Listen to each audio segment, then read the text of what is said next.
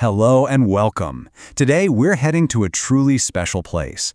A town literally built on a single, incredible act of devotion. A place that draws millions of people every single year. We're talking about Pandharpur, the spiritual heart of Maharashtra.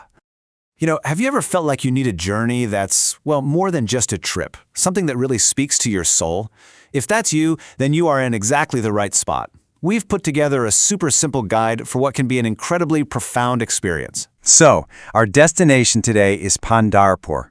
You'll often hear it called the spiritual capital of Maharashtra. And for good reason.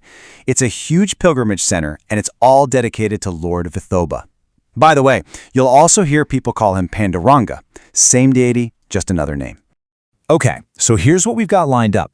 We'll start with what makes Pandharpur such a draw for pilgrims. Then we'll get into all the practical stuff. How to get there, where to stay. After that, the fun part. We'll check out the sacred spots, dive into the amazing legends, and wrap it all up with some must-know tips for your temple visit or darshan. All right, first things first. What is it about this town? What makes millions of devotees, they're called Varkaris, walk for hundreds of miles, year after year, for centuries, just to get here? Let's find out. Well, at its very core, Pandharpur is all about devotion. The entire town is nestled right on the banks of the beautiful Chandrabhaga River, and its whole reason for being is this one incredible temple, the main temple of Lord Vitthal and his consort, Rukmini. It's not just a temple, it's the absolute center of a whole tradition of faith.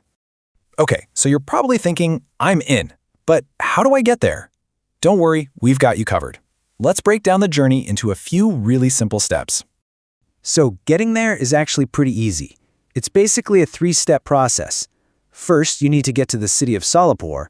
Once you're in Solapur, you just hop on a bus that goes straight to Pandharpur.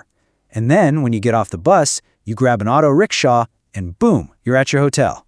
Simple as that. Okay, let's talk details for your planning. Remember the name, Solapur. That's your main hub.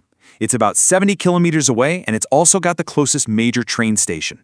Now, that bus ride from Solapur, it's going to take about 4 hours, so definitely build that time into your travel plans. All right, so you've made the journey. You've arrived in Pandharpur. Awesome! Now, what about a place to stay? Let's look at what your options are. So, just to give you a rough idea for your budget, you can expect a decent, simple room for a one-day stay to be around 1,500 rupees. Now, obviously, prices can go up or down, but that's a pretty solid number to have in mind when you're planning things out. So, you've got a few different ways you can go here. For pure convenience, there are lodges like the Hotel Balaji that are super close to the temple.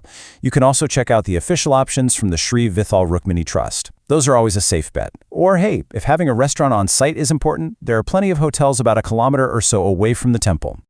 Okay, travel's done, hotels booked, logistics are handled. Now we get to the real heart of the journey, exploring the incredible secret sites that make Pandharpur, Pandharpur. Now, obviously, the Vitthal temple is the main event, but the spiritual vibe really spreads across the whole town. A lot of pilgrims actually start their day with a holy dip in the Chandrabhaga River, which is right by the Pundalika temple. After that, you can wander over to other amazing spots like the Tulsi Rundavan or the old Krishna temple. And listen, when you're heading to the main temple, make sure you look for the main entrance. It's called the Sant Namdev Mahadwar. It's a really big deal, named after the famous poet saint, and walking through that gate, that's when you know your temple experience has truly begun.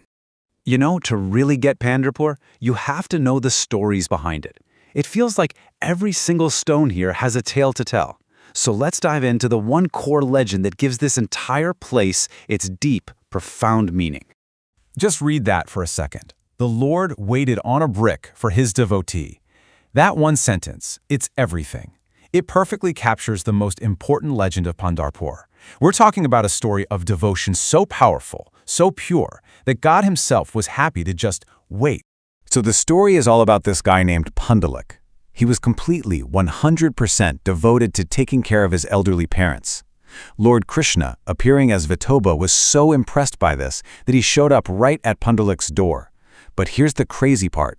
Pundalika was so wrapped up in his duties that he just tossed a brick outside and told the Lord, "Hey, stand on that, I'll be right with you." And the Lord did. He just stood there patiently with his hands on his hips, waiting. And that exact pose, hands on hips, standing on a brick, is how you'll see the idol of Vitthal in the temple today. And it's not just the temple. Even the river has a cool story.